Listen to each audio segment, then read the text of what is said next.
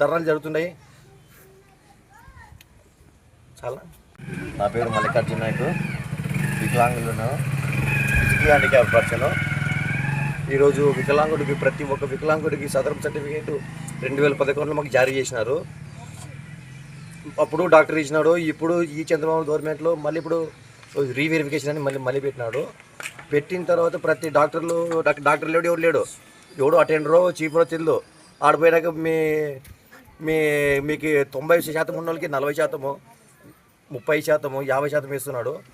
అలాంటి పింఛన్ చాలా మంది వికలాంగులకు దగ్గర 1,20,000 మంది వికలాంగ పింఛన్ తీసేసినాడు.